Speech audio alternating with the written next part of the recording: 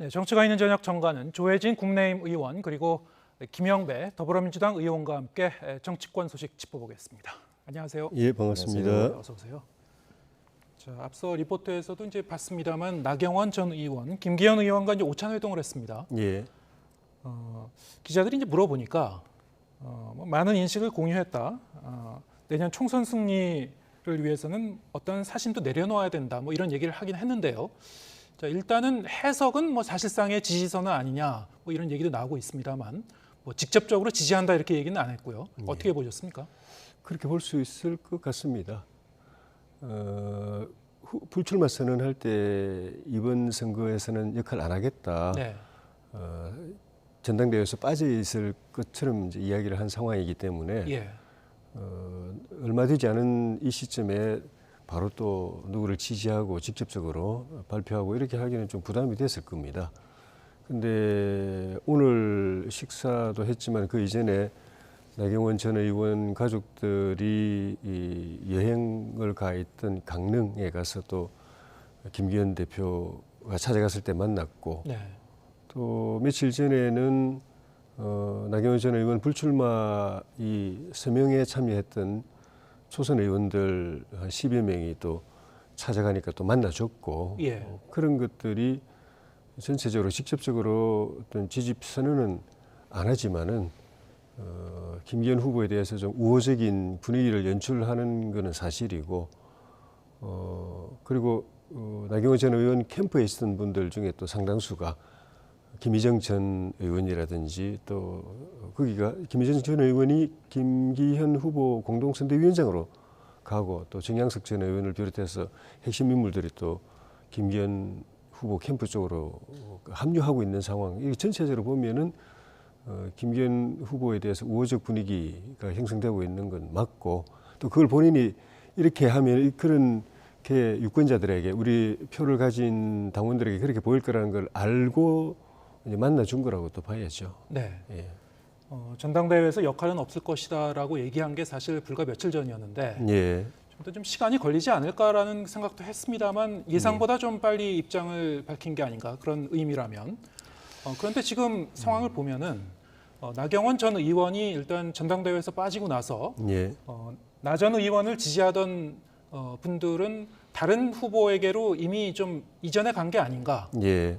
그래서 사실상의 지지 선언을 김기현 의원에 대해서 했다고 하더라도 예. 이게 어느 정도 효과가 있을 것이냐, 좀 제한적 효과밖에 없지 않을까 이렇게 볼 수도 있을 것 같기도 한데요. 예. 어떻게 전망하십니까? 그 지지율 변동 추이를 보면은 나 전 의원이 그 해임 사태 전후해가지고 막 시끄러울 때 지지율이 쭉 빠지면서 네.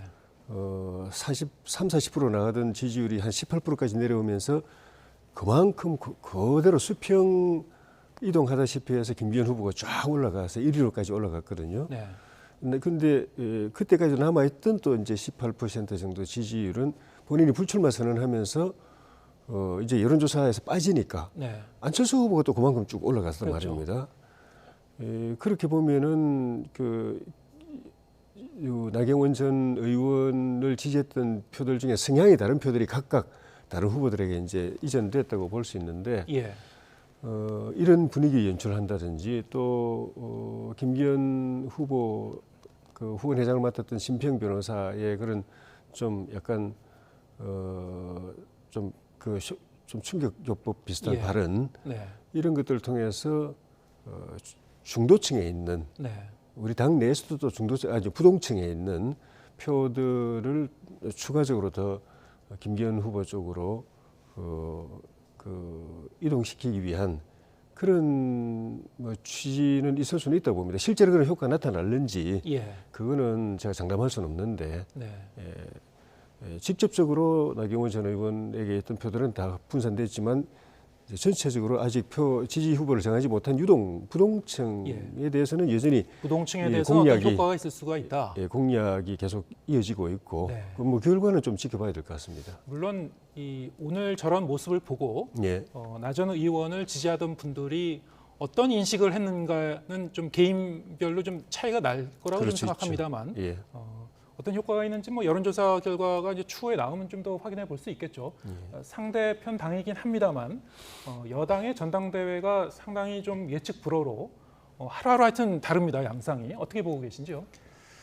대통령께서 국정보다는 당무에 너무 깊이 개입하시는 것 같아요. 네. 특별히 이제 저는 대통령 참모가 당대표 후보 나온 사람에 대해서 상당히 세게 비판을 하던데 그거를 제재하지 않는 대통령실을 보면서 야, 이 대통령실이 정치에 직접 저렇게 개입해도 되나 뭐 이런 생각도 저도 들던데 오늘 자리도 사실 김기현 이제 후보님하고 나경원 전 대표님하고 만남이 좀 약간 어색한 억지로 만든 자리 아닌가라는 생각이 들 정도 좀 어색해 보이더라고요. 근데 최근에 이제 여론조사를 보니까 오히려 안철수 후보가 김기현 후보를 뒤집었어요. 차이가 좀 나게 지금 보니까 안철수 후보가 이기는 걸로 나오던데 그게 이제 저는 오히려 지난번에 잠깐 말씀드렸지만 국민의힘 당원들 입장에서는 선거를 이기고 국정이 안정되려면은 좀 두루두루 아울러서 함께 가야 여당이 힘을 쓰지 않느냐 이렇게 생각하는 분들이 많은 것 같아요. 그런 면에서 안철수 후보에게 오히려 상대적으로 대통령실이 개입하면 할수록 안철수 후보에 대해서 여러 이제 소위 저격이 있으면 있을수록 오히려 그쪽으로 몰리는 거 아닌가 이런 느낌이 이제 들 정도던데 정치라는 게 이제 뭐 물론 대통령이 이제 당의 중심에 서야 된다라는 이제 생각이 있을 수 있는데 그 과정은 좀 세련되고 또 특히 당원을 갈라치게 한다든지 누구에게 상처를 주는 방식으로 되는 거는 결국에는 나중에 당에도 좋지 않고 나라에도 좋지 않은 결과를 가져오지 않을까 이제 그런 생각이 있습니다. 그래서 좀 더 좀 품격 있게 진행이 됐으면 참 좋겠다 이런 생각이 들고요. 정책 경쟁은 완전히 사라지고 민생 대책도 하나도 없고 누가 누구 편이냐 그리고 나는 누구랑 친하다 아니다 당신 옛날에 이런 말 했잖아 간첩 아니야 뭐 이런 식의 이제 이 발언들이 이렇게 난무하는 모습들은 아이고 정치 불신을 훨씬 더 키우는 네. 그런 모습 같아서 참 안타깝습니다. 네. 어떻습니까? 이제 다음 주부터는 TV 토론도 시작을 하는 거죠. 네. 이번 주에 이제 컷오프를 거쳐서 다음 주부터는 좀 양상이 달라질까요? 뭐 정책과 비전을 중심으로 한 토론도 하고 이른바 이제 윤심 경쟁은 좀 자제를 하고 근데 지금까지의 양상을 보면은 상당히 이 상대편을 향한 공세가 예상보다 굉장히 좀 거칠게 나오는 그런 측면도 있었거든요. 오늘 이제 보면은 안철수 의원에게 중도 사퇴를 할 거냐, 그 가능성을 이제 궁금해하는 그런 기자들의 질문도 있었고 가능성은 이제 제로라고 했습니다만 어떻게 보십니까? 앞으로 저런 양상으로 공세가 더욱더 강화될 거라고 보십니까? 아니면은 좀 다음 주쯤이면 좀 국면이 전환될 거라고 보십니까? 그런 그 네거티브성 공방은 조금 이제 줄어들 것 같고요. 예. 그것이 가져오는 그 역풍도 다들 의식을 하고 있고, 그리고 그런 윤심 논란이라든지 이런 그 논란성 공방으로 인해서 영향을 받아서 움직이는 표들은 대체로 다 이제는 안착을 각자 그 이슈를 참고해서 누구를 지지하고 이렇게 표 배분이 다 어느 정도 이제 돼서 그 이슈 가지고 표를 움직이는 거는 이제는 별 변수가 없을 것 같고, 네. 오히려 그런 공방을 계속하게 되면은 이게 꼭 반드시 이 득표에 도움이 되지는 않을 수도 있다는 생각들을 다 할 것 같아요. 예.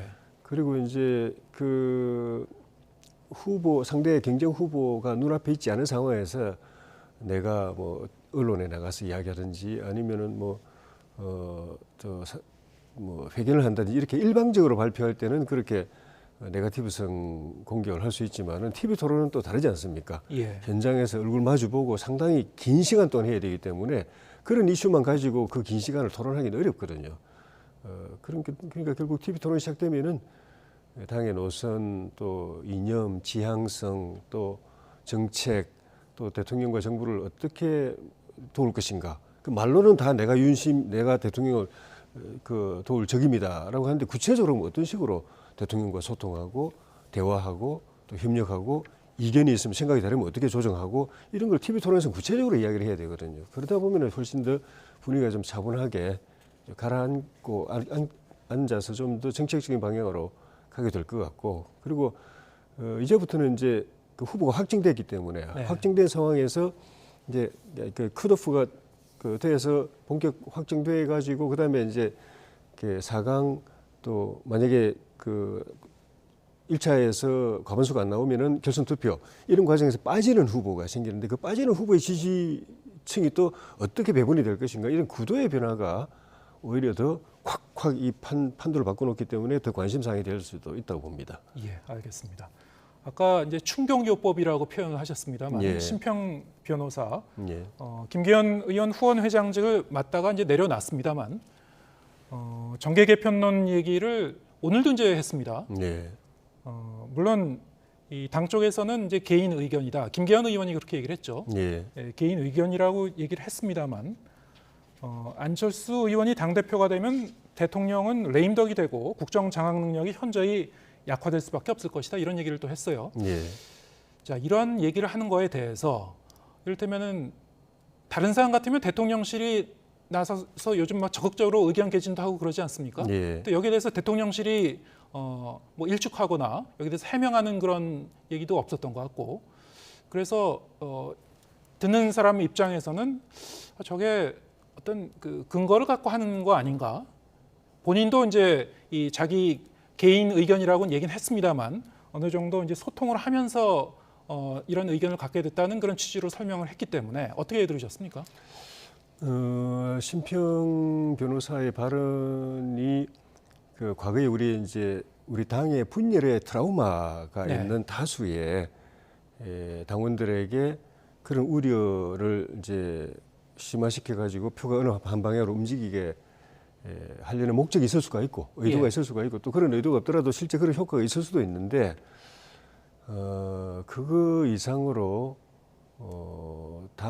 우리 그 어느 정권이나 간에 정권에서 가장 그 금기가 레임덕 대통령의 레임덕이라는 겁니다. 예. 그거는 용어 자체가 그 집권 세력에게는 그거는 그 금기입니다. 더구나 우리 대통령 취임하신 지 1년도 안 됐는데 벌써 우리 안에서 레임덕 이야기를 한다는 거는 저거는 정말 어떤 의도에서 했든 간에 도와주는 그 이상으로 큰 부담을 줄 수 있다. 그리고 현실적으로 가능하지도 않은데 네. 정계 개편, 정계 개편은 결국 분당을 의미하는 건데 지금 110석 가지고도 제대로 지금 국정 동력을 좀 살리지 못해서 이렇게 대통령과 정부가 힘들어하는데 그걸 또 쪼개면 또 총선에서 쪼개가지고 똘똘 뭉쳐도 우리가 과반수를 얻을 수 있을지 없을지 자신할 수 없는데 그걸 쪼개가지고 표를 나누어서 총선을 한다? 그 어떻게 승리를 장담할 수 있겠습니까? 그러니까 현실적으로 가능하지도 않은데 그런 발언을 통해서 충격요법을 통해서 물론 이제 당의 분열 트라우마가 있는 표 중에 일정 부분이 좀 움직일 수도 있겠지만 그 이상으로 당에 주는 상처가 있는데 네. 또 실제로 그런 가능성도 있지도 않고 거기다 뭐 보도를 보니까 그 우리 국민통합위원회의 우리 김한길 위원장님을 이미 그걸 또 그 작업을 하는 분처럼 그렇게 이야기했는데 국민 통합을 위해서 노력하고 열심히 뛰고 있는 분한테 분열의 어떤 작업에 무슨 기획이나 하고 있는 것처럼 하는 것도 그 당사자에게 큰 이거는 그 모욕이 아닌가. 뭐 본인 모욕감을 느끼지 않을까 싶기도 하고요. 네. 그래서 본인이 정치인이 아니니까 그냥 쉽게 말을 할 수 있는지 모르겠지만 저건 함부로 할 말은 아니라고 봅니다. 예.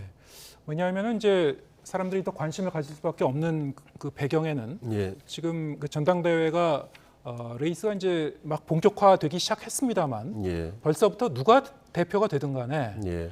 그럼 결과에 대해서 상대편이 흔쾌히 승복할 수 있을까? 이런 그 갈등과 이런 상처가 계속 좀 남지 않을까? 이런 우려가 이제 당 안팎에서 지금 나온다고 하거든요.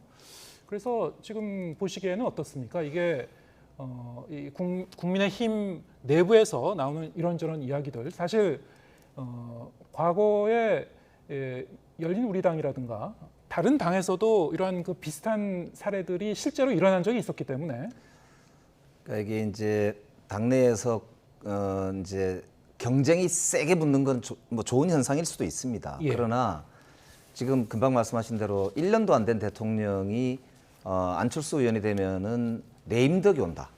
그래서 탈당을 할 거다.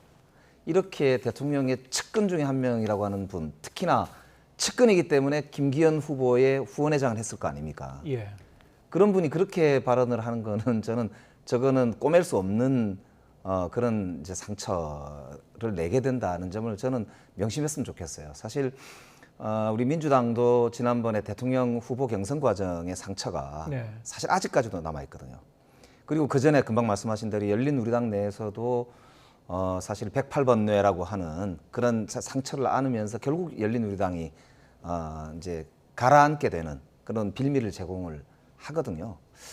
그래서 경쟁이 있을 수 있지만 저건 경쟁이 아니고 거의 이지메 수준의 사실 집단적인 폭력 양상으로 가는 거 아니냐 이렇게 우려가 될 정도니까요. 제 생각은 정말 여당이 여당으로서의 이제 국민적 그런 이제 시각 이런 걸 진짜 좀 한번 생각해 보셨으면 좋겠다 이런 말씀 드리고 싶고 특히 저는 이럴 때 오히려 대통령께서 자제를 좀 당부하고 여당으로서 민생을 무한 책임이 있는 그런 정당으로서의 책임 있는 행동 이런 걸 좀 주문하시는 게 우리 야당 입장에서도 이제 대통령과 국정을 풀어가는 데 있어서 오히려 그게 도움이 될 수 있다 이런 생각도 들고요. 그래서 지금 국회가 진행 중인 만큼 당도 당이지만 나라 생각을 좀 하는 그런 여당의 모습을 좀 기대해 본다 이런 말씀 드립니다. 네, 알겠습니다. 더불어민주당 얘기도 해보죠. 이재명 대표가 10일 금요일 검찰에 이제 재출석하기로 했다고 하죠. 네. 지금까지 듣기로는 가급적이면 이제 주말 조사를 강력히 원한 걸로 이 대표 입으로도 계속 그냥 그 얘기를 했습니다만 검찰 쪽과 좀 절충을 한 겁니까? 왜 이렇게 바뀐 건가요? 그렇습니다. 네. 이 대표가 전격 수용을 한 건데요. 네. 이제 아무래도 이 여당이 아니죠. 그러니까 다수당 대표로서 이제 국회가 열리고 있는 상황이고 예.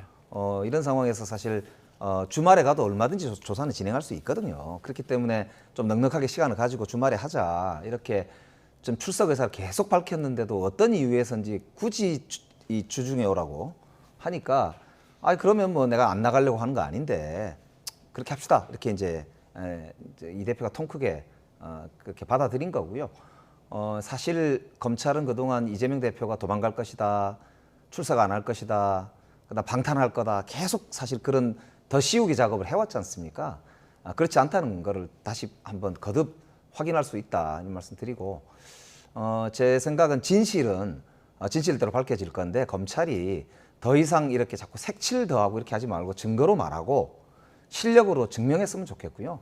만약에 정말 할 말이 있으면은 기소를 하고 재판을 하면 되지 않습니까? 예. 그러니까 그거를 뭐 당장 이렇게 이 검찰이 뭐 없는 증거를 어디서 찾았는지는 알 수 없지만 저렇게 마치 뭐 이재명 대표가 뭐 도망갈 사람처럼 이렇게 막 그런 작업은 이제 그만하셨으면 좋겠고요.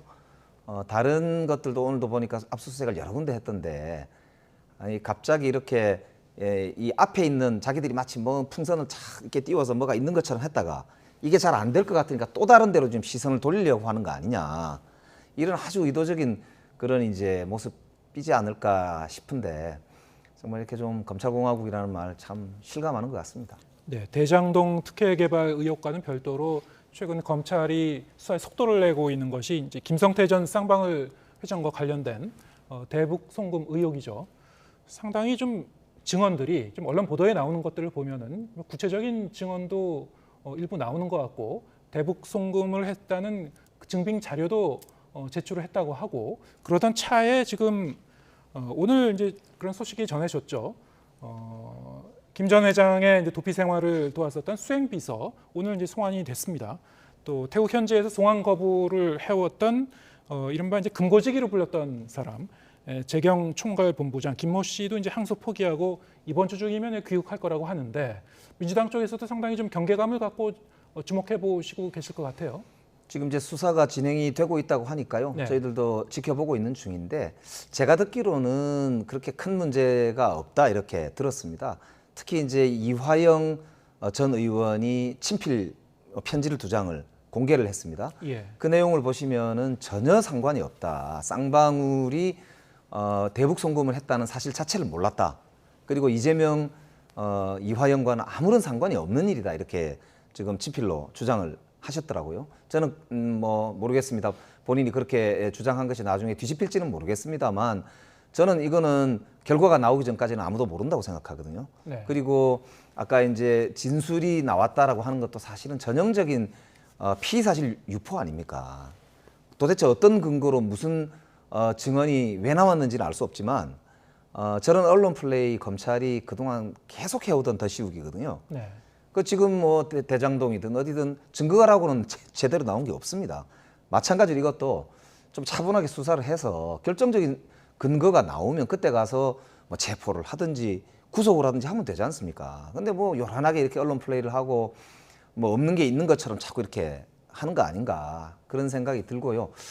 아까도 말씀드렸지만 민주당은 당당하게 수사에 임하고 진실을 밝히겠다 이런 원칙을 가지고 있고 또 앞으로도 마찬가지로 필요한 협조는 하고요. 그러나 과도하게 정치적인 수사를 하고 정치적인 탄압을 하는 데 대해서는 과감하게 맞서 싸운다. 이제 그런 원칙을 가지고 있다는 말씀 거듭 드립니다. 네.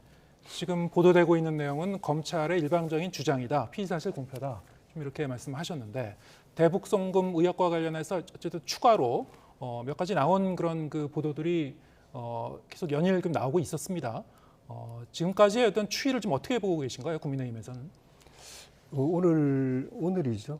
그 백현동 어제인가요? 네, 백현동 사건 관련한 압수수색 한 40군데 가까이 성남시청, 도계공 포함해가지고 한 40군데 가까이 압수수색이 있었는데 오늘인가요? 예, 오늘입니다. 예.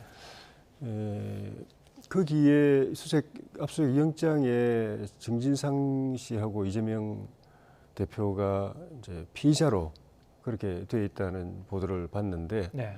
이제 이건 또 다른 사건이죠. 대장동 위례 신도시 사건과는 별개로 앞으로 이재명 대표가 검찰에 소환돼서 출석해서 조사받아야 될 일이 더 늘어나는 상황인데 김성태 회장의 수행비서 역할을 했다고 하지만 실제로는 그는 뭐 비서가 아니라 법인 대표였죠. 네. 레드 티그리스라고 하는 그런 법인의 법인이었는데 김성태 회장이 쌍방울을 인수할 때 활용했던 그 법인의 대표였던 박모 씨, 그 지분의 김성태 회장의 지분의 40%를 위탁할 정도로 신복이라고 알려져 있는 그 사람. 또 지난 도피 기간 동안에 한 7, 8개월간 내내 같이 있었기 때문에 뭐 일거수일투족을 다 알고 있는 사람. 또 김모 씨는 말씀하신 것처럼 금고직인데 그 김성태 회장과 관련된 돈의 모든 걸 다 알고 있는 사람. 이 두 사람이 한 사람은 박모 씨는 태국에서 캄보디아로 도망가다가 현지에 이제 체포돼서 오는 거고 김모 씨는 송환 불응해서 소송 제기했다고 포기하고 오는 것인데 도망을 간 사람이나 도망갈 때 김성태 회장의 휴대폰 여러 개 또 서류 이런 거 다 가지고 도망가다가 붙잡혔고 한 사람은 그 송환 거부하다가 이제 다시 오게 돼 있는데 도망을 가든 소환 거부하든 간에 그렇게 하는 취지는 아무 문제 없으면 도망갈 일도 없고 소환 거부할 일도 없거든요. 돌아오면 여기 들어와서 수사를 받으면은 최소한 김성태 회장에게는 뭔가 불이익한 진술을 하거나 또 그 증거를 내놓을 수밖에 없는 상황이기 때문에 그래 하는 것이고 그게 이제 이재명 그 대표하고도 연결됐을 가능성을 이제 주목하는 것인데 대표적으로는 지금 말씀하신 대북 송금 문제 또 하나가 대부분 그 판결 그 재판 때 변호사 수임료 대납 그 건인데 수사가 그 동안에도 상당 부분 진척이 됐는데 조금 정점으로 가고 있는 듯한 느낌이 들고 거기다 백현동 사건까지 또 다시 나왔기 때문에 이 대표로서는 지금도까지도 그랬지만은 앞으로 민주당 대표로서 당무를 제대로 정상적으로 수행하기가 참 쉽지 않겠다는 그런 생각이 듭니다. 근데 이제 지금까지 검찰이 김성태 대표에 대해서는 변호사비를 이재명 대표를 위해서 대납해줬다는 걸 가지고 수사를 한다고 하더니 그거는 기소도 안 했어요. 근데 지금 또 대북 송금 가지고 그러는데요. 그 당시에는 경기도지사였잖아요. 그리고 문재인 정부 시절이었습니다. 이 대북 송금을 해가지고 대북 사업을 하려면은 문재인 정부에다 로비를 해야지. 대통령이나 대통령 측근이나. 근데 이재명 대표는 아시다시피 경기도지사였고 대통령 후보 경선에서 문재인 그 당시 후보하고 경쟁을 했던 그 지지자들 간에 좀 갈등도 있었던 사이거든요. 그렇기 때문에 이게 상식적으로 봤을 때 그 거액의 돈을 이재명 대표의 방북만을 위해서 쓴다? 전 도저히 이게 좀 앞뒤가 안 맞다. 그리고 지금까지 검찰의 행태로 봤을 때도 전혀 개연성이 없는 갑작스러운 이야기라는 거죠. 그래서 저는 저게 이제 수사가 나중에 뭐 증거물들과 함께 나오겠지만 과연 저 수사가 내용이 제대로 됐는가 굉장히 사실은 의문을 가지지 않을 수 없다는 말씀을 드리고요. 그러나 이제 이 문제도 진실을 밝혀야 되기 때문에 저희들도 어쨌든 관심 가지고 앞으로 계속 본다. 이제 이런 말씀 드립니다. 예, 알겠습니다. 근데 검찰 출석 문제는 좀 유감인 게 지난번에도 금요일 날 나와다는 걸 굳이 본인이 이제 토요일 날 나갔는데 이번에도 실제로 나가서 저 수사 협조는 거의 안 했거든요. 거의 뭐 진술서 하나 던져놓고는 묵비권 행사하다시피 하고 시간 다 보냈는데 별로 협조도 안 할 걸 갖다가 내가 뭐 주말에 나가서 협조할게 이렇게 말하고 굳이 검찰에서 그날 나와달라는 걸 안 나오고 자기 마음대로 소환 날짜를 정하고 이런 것들이 야당 대표가 아니면 그런 특권을 행사할 수 있겠습니까? 그런 측면에서도 별로 모범이 안 되는 것 예, 같아요. 알겠습니다. 오늘 말씀 여기까지 듣겠습니다. 조혜진 국민의힘 의원, 김영배 더불어민주당 의원과 함께했습니다. 고맙습니다. 예, 고맙습니다.